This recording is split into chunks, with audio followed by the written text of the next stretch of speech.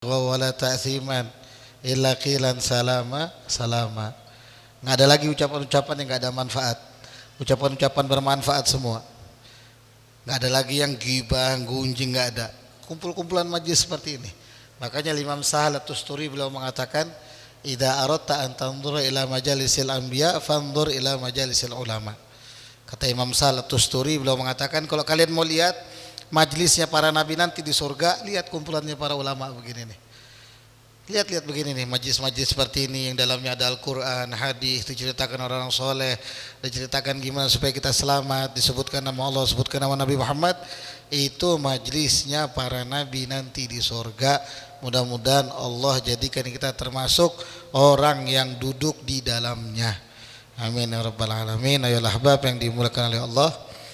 Makanya saya teringat juga kebiasaan daripada Imam Syafi'i. Kalau sudah datang ke rumah gurunya Imam Malik, beliau ini terkenal sangat warok. Terkenal juga walaupun beliau ada uangnya, tapi beliau terkenal warok, bukan orang yang rakus. Tapi setiap tiba di rumah Imam Malik, beliau makannya banyak. Sampai-sampai protes anaknya Imam Malik, wahai ayah, katamu muridmu Syafi'i ini orang yang paling kau sayang, orang yang paling sering kau puji, dia warok, makannya sedikit. Kenapa di rumah kita makannya Masya Allah kayak Adit? Banyak. Gal, tanya aja. Akhirnya ditanya. Kata beliau apa? Betul, makanan itu matikan hati. Makanan itu matikan hati sehingga susah untuk beribadah kalau makanannya tidak jelas asal usulnya. Sedangkan di sini ini rumah ayahmu. Ayahmu orang yang warok. Insya Allah hasilnya pun juga hasil yang halal, dimasak dengan cara yang halal. Belum lagi didoakan olehnya yang hari-hari baca hadis Nabi Muhammad. Maka aku makan yang banyak. Agar apa? Agar badanku mudah untuk taat. Sebab Nabi SAW pernah bersabda, man akalal halal ta'at jawarihuhu insya'at sam abad, wa man akal haram asat jawarihuhu insya'at sam abad. Orang yang biasa makan halal, halal zatnya, halal hukumnya, baik dapatnya, baik secara hukumnya, maka dia bakal mudah untuk taat walaupun dia nggak mau taat. Walaupun dia nggak mau taat. Tapi kalau sudah dia biasa makan haram, atau entah dari zatnya yang haram atau hukumnya yang haram, zat yang haram itu seperti ibab, JG, zat-zat yang haram. Kalau yang hukumnya yang haram, ayam McD, KFC, kalau dia maling. Nah, kita nggak bahas masalah boikot dulu. Nanti diprotes, itu kan tetap halal. Iya tetap halal, itu masalah boikot. Kalau dia maling atau ayam apapun yang dipotong tanpa menyebut nama Allah, hukumnya ayamnya tetap halal, tapi hukumnya atau bangkai-bangkaian dan sebagainya.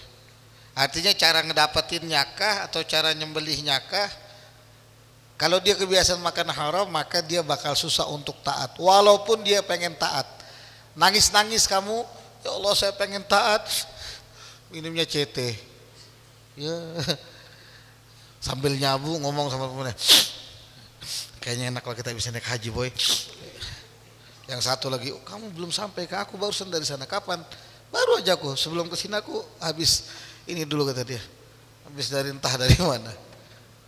Ya, jangan, susah untuk taatnya. Makanya diantara kemudahan orang kalau pengen taat, taubat. Berhenti saat itu juga minta sama Allah dijaga, maka dimudahkan sama Allah. Semua kesalahan yang lalu saat dia taubat dihapus sama Allah, dijadikan kayaumin waladat ummuh. Orang yang taubat, kata Nabi SAW, itu dibersihkan sama Allah seperti hari dia baru lahir dari ibunya, nggak ada dosa sama sekali. Maka segera kembali sama Allah, baik dari segi ibadah, muamalah, at'imah, makanan-makanan dan semuanya. Minta maaf sama Allah untuk segala yang sudah kita lewatkan atau yang banyak kesalahan dari perbuatan kita. Naam. Ayolah bab yang dimulakan oleh Allah, kita lanjut sedikit. Wa ammal arba'a allati yanbaghi laka an taf'alaha, adapun 4 hal yang hendaknya kamu lakukan, kata Imam Syafi'i. Yang kemarin kan minggu lalu yang pertama baru. Nah, sekarang yang kedua. Wasani Yang kedua, kullama amilta bin nas ij'alhu kama tarda li nafsika anta minhum li'annahu la yakmulu imanu 'abdin hatta yuhibba li sairin nas ma yuhibbu li nafsihi. Naam. Kata beliau, setiap engkau bermuamalah, setiap engkau bergaul, berjumpa dengan orang, maka jadikan muamalahmu, perjumpaanmu, berkumpulnya kamu dengan orang itu sebagaimana engkau ridho dengan dirimu sendiri dari perbuatan mereka kepadamu. Artinya kalau kamu mau melakukan sesuatu kepada orang, maka lihat dirimu, gimana kamu senang enggak sama orang kalau diperlakukan. Oh, saya ini pengen, misal saya ini pengen mendolimi orang, kira-kira kamu didolimi senang enggak? Enggak senang, maka jangan dolimi. Oh, saya ini pengen disayang sama orang, maka gimana caranya? Ya kamu juga sayangi orang. Oh, saya ini pengen misalkan sering-sering didoakan orang, maka mulai dari diri kamu doakan orang. Sebab kata beliau, tidak sempurna iman seorang hamba sampai dia mencintai seluruh manusia seperti dia mencintai dirinya. Nah, ini yang kedua. Kalau yang minggu lalu kan kata beliau, perhatikan muamalahmu kepada Allah. Bagaimana pergaulan kamu sama Allah? Seumpama kamu ini jadi seorang bos atau seorang majikan, kemudian kamu punya pembantu, maka kamu lihat pembantu kamu itu bagaimana. Atau kamu balik, kamu ini seorang pembantu, seorang karyawan, kamu punya majikan, kamu punya bos, maka lihat perlakuan kamu kepada bosmu.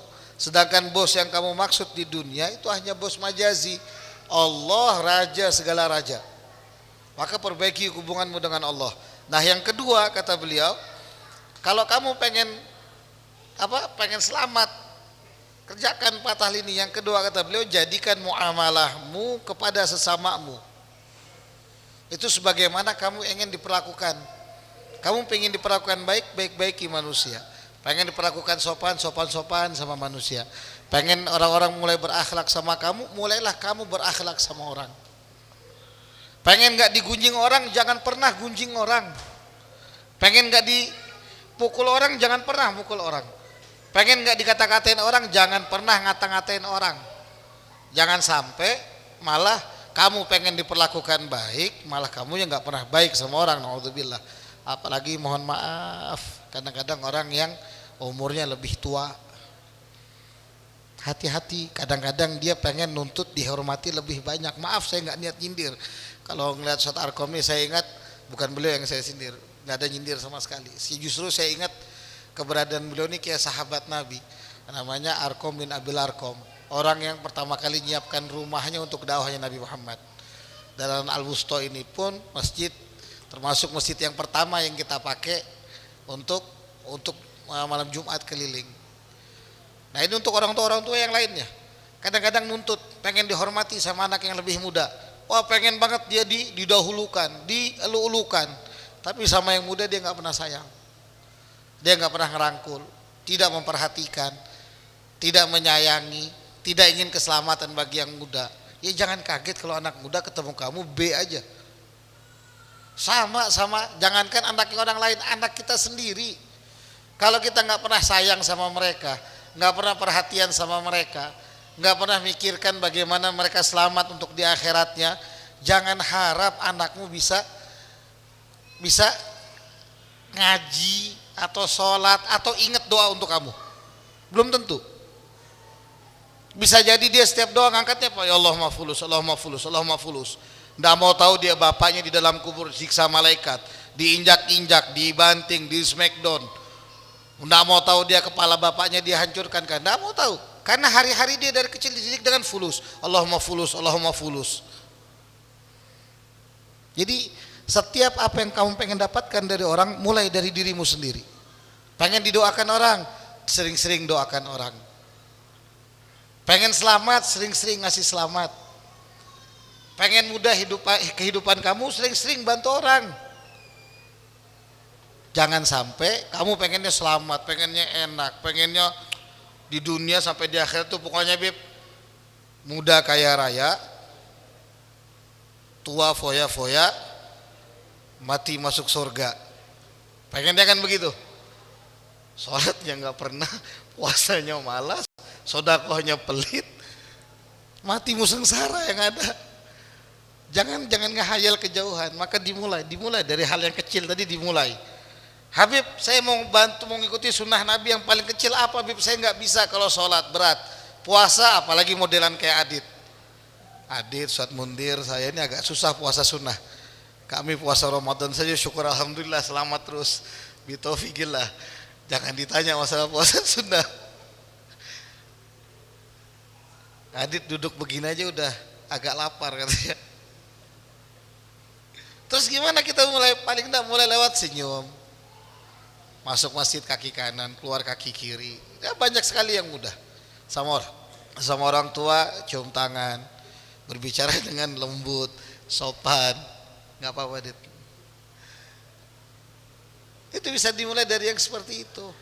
Dan yang tua pun bisa memulai dari saling menyayangi kepada yang muda. Nabi SAW menyatakan laisa minna man lam yarham saghirana wa lam yuwaqqir kabirana.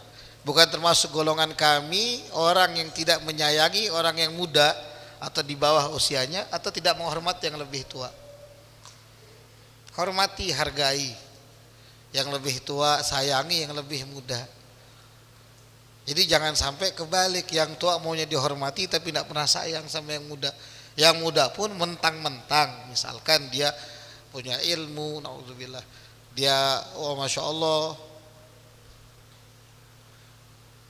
jangan juga kamu minta dihormati. Yang wajar lah, yang normal. Ikuti apa yang dikerjakan Nabi Muhammad. Nabi itu luar biasa dari segi akhlak, Nabi itu luar biasa dari segi ilmu. Beliau selalu memposisikan itu sesuai dengan pada tempatnya. Nggak ada para sahabat Nabi itu merasa oh Nabi itu lebih sayang sama si fulan, sama si fulan, sama si fulan. Tidak. Semua sahabat Nabi itu merasa apa? Oh Nabi itu lebih perhatian sama saya. Oh Nabi itu lebih perhatian sama saya. Semuanya ngerasa begitu. Sampai ada salah satu dari mereka bertanya, ya Rasulullah, apakah engkau cinta kepadaku? Kalau kata Nabi, saya cinta kepadamu. Masya Allah, senang hatinya. Serius ya Rasulullah? Iya, saya cinta sama kamu. Dibanding Abu Bakar ya Rasulullah, saya cinta Abu Bakar. Dibanding Umar, saya lebih cinta Umar daripada kamu. Dibanding Utsman, saya lebih cinta Utsman daripada kamu. Dibanding Ali, saya lebih cinta Ali daripada kamu. Apa kata sahabat tadi? Demi Allah, kalau tuh saya nggak tanya, malu saya. Karena dia sudah ngerasa perhatian Nabi begitu besar. Tapi ya begitu rasa cintanya Nabi SAW kepada 4 orang utama tadi sebagai khalifahnya Nabi. Ini rasa cinta yang luar biasa.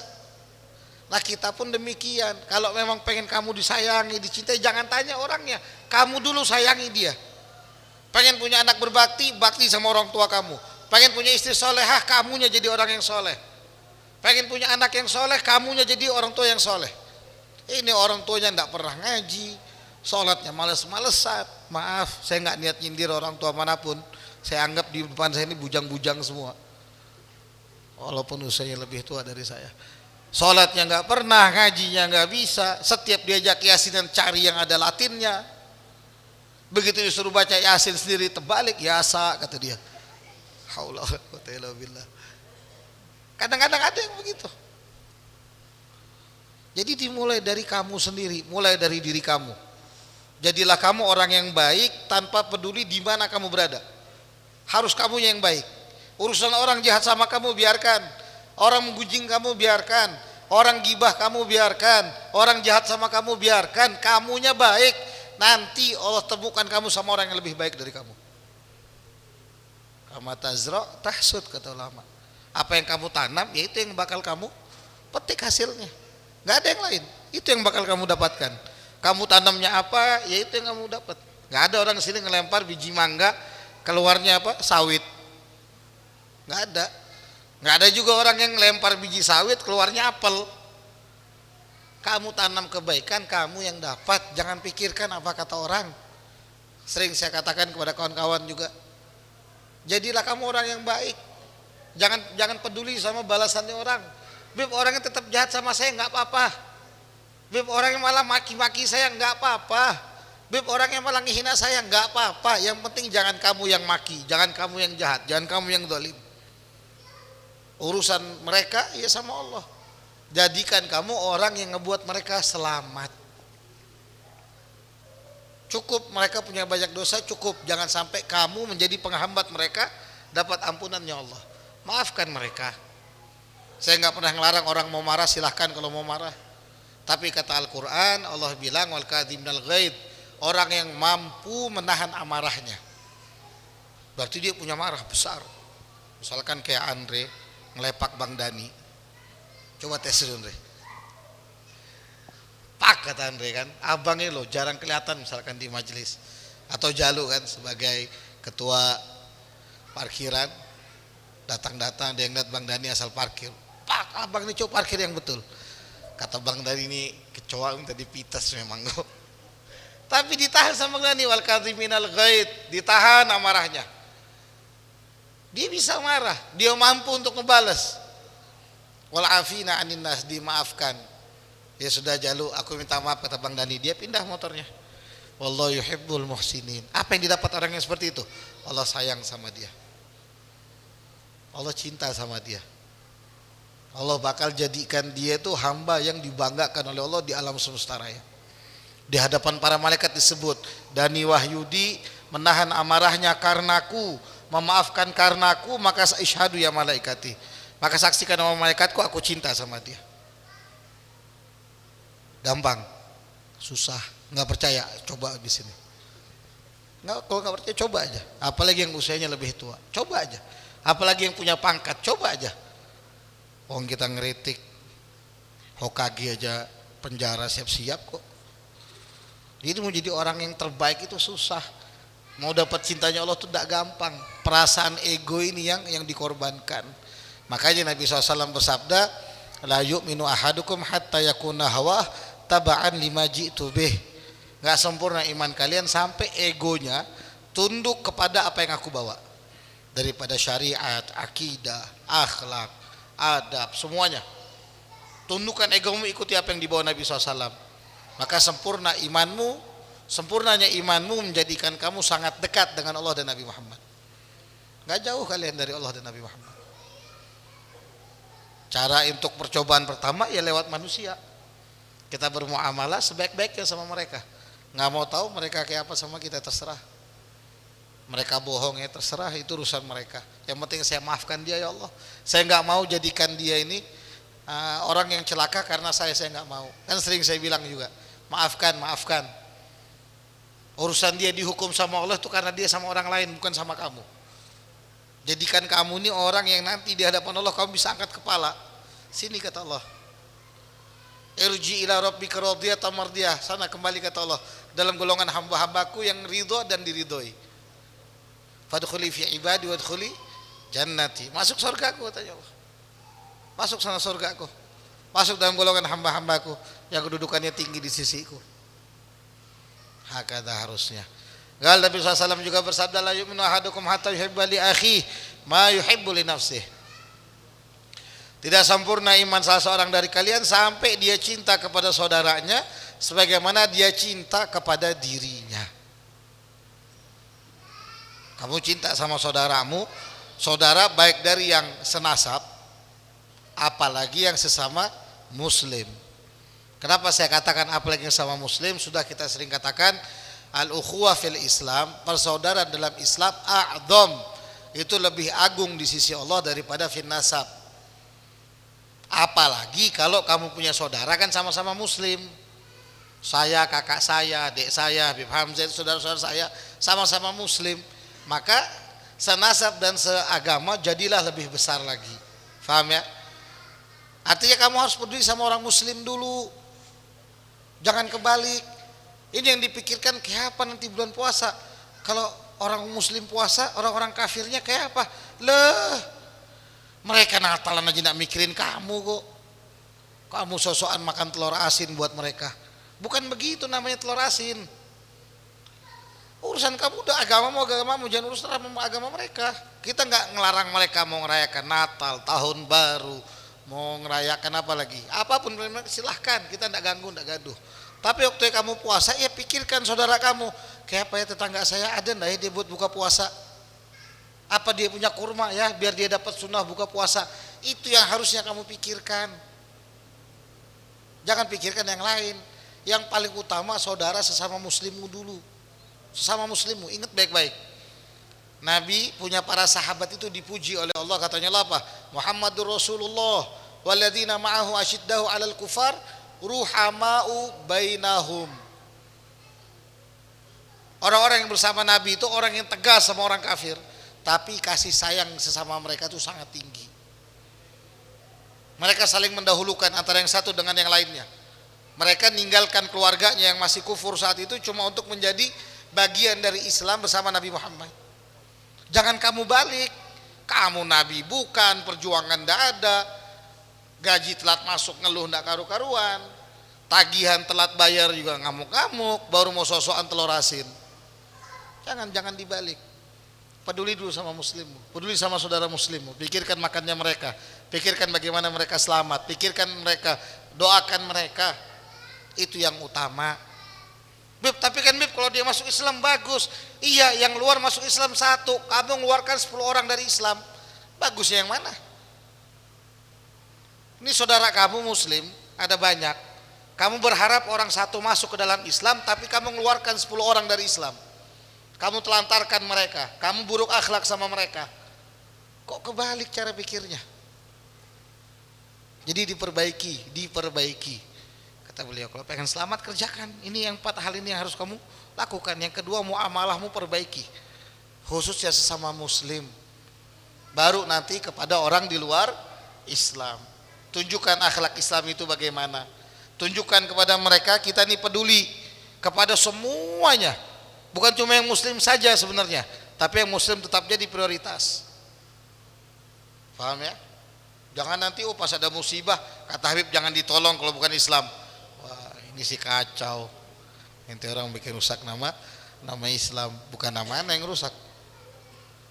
Artinya kalau mau peduli, di hadapan kamu ada 2 orang yang sama-sama lagi menghadapi satu masalah. Maka pedulilah kepada yang muslim dulu. Baru yang setelahnya yang lain. Tapi kalau sudah musibah itu umum sifatnya, ngehantam semua, enggak tahu lagi siapa, tolong siapa yang ada di hadapan kamu. Jangan ditanya agamamu apa, itu kamu terlalu bodoh namanya. Memahami perasaan kasih sayang kepada seluruh manusia. Paham ya? Bisa difahami, jangan sampai salah paham. Ini kalau sampai konslet bahaya. Wa yadkhul fihi ma adda min makarimil akhlaq. Maka rasa sayang kepada sesama manusia tadi, khususnya kepada saudara kita yang muslim, itu masuk ke dalam akhlak-akhlak yang agung. Dari berlemah lembut kepada mereka, tawadhu di hadapan mereka, memaafkan saat mereka bersalah, usatul uyub, menutup aibnya. Ingat baik-baik, jangan sampai kalian menjadi orang yang suka membuka aibnya orang. Saat Allah katakan wala tajassasu, jangan saling cari kesalahannya orang. Adit ini salah tadi makannya, dia kayaknya 3 bungkus. Biarin dia yang makan, kok kamu yang repot. Nggak ada masalah. Jangan sibuk ngurusin urusannya orang. Dia salah, doakan Allah dan dia dapat ampunan. Nabi SAW itu pernah kedatangan satu orang. Dia berkatakan, ya Rasulullah, ini zina itu, saya sudah berzina. Kata Nabi, mungkin kamu hanya masa sentuh-sentuhan aja, mungkin saling begini-begini aja kali, sentuh-sentuhan. Lah ya Rasulullah. Mungkin gublah saja kata Nabi, cium-ciuman aja. Enggak ya Rasulullah. Yakin kamu masuk? Karena untuk jadi saksi, maaf ya, untuk jadi saksi perzinahan, seumpama ada si A zina sama si B, itu yang saksinya harus benar-benar melihat, hasyafah masuk ke faraj. Harus dilihat, jangan cuma bilang ini Beb, tadi saya lihat si fulan di dalam berdua sama perempuan, dia zina nih Beb, kita rajam. Oh, tidak sah saksi begitu. Yang jadi saksi berapa orang harus ngelihat, tahu hasyafah. Tahu hasyafah? Tahu. Hasyafah itu ini loh. Bukan telunjuk. Pistol laki-laki. Farj itu lubang. Jadi hasyafah ini harus masuk. Helmnya ini harus masuk. Yang saksi harus ngelihat. Jadi jangan kamu tuduh si fulan zina Beb, ini pelacur Beb, ini begini. Kamu tahu dari mana? Saya lihat dia tadi Beb sama laki-laki. Enggak boleh begitu. Walaupun mungkin memang benar, tapi namanya saksi dalam Islam itu begitu, kamu yang ngelihat. Memang kamu pergoki pas lagi masuk, bukan kamu mengira-ngira. Jangan dicari-cari kesalahannya orang. Bib si fulan pacaran, bib dia berzina, bib dia sudah berdosa besar. Jangan. Nabi itu sampai ditanya, mungkin cuma mulamasah, cuma muqabalah, mungkin cuma sentuh-sentuhan, atau mungkin mimpi, kata Nabi. Tidak ya Rasulullah, masuk, kata dia. Karena dia ngaku, ya sudah kita rajam.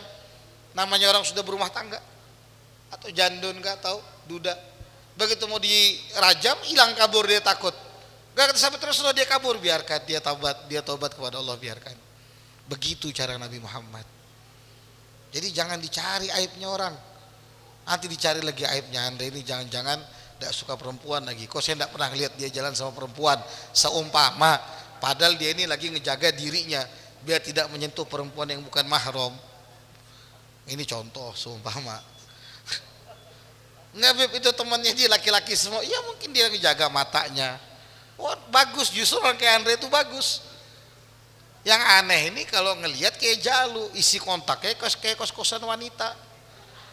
Nama perempuan dari A sampai Z ada. Alamatnya di mana Jalu? Di sini, selengkap semua. Enggak, itu bercanda. Enggak ada, dua-duanya itu enggak ada kok di kontaknya. Jadi jangan saling cari kesalahan. Kemudian juga saling tutupin aib. Kemudian saling tidak mengganggu baik dari ucapan dan perbuatan, dan tidak saling melaknat, tidak saling mencaci, tidak saling mengadu domba, tidak iri, tidak dengki, dan seterusnya. Masih banyak lagi yang mesti kita tinggalkan kepada seluruh manusia, terutama muslim. Apalagi ini musim kampanye.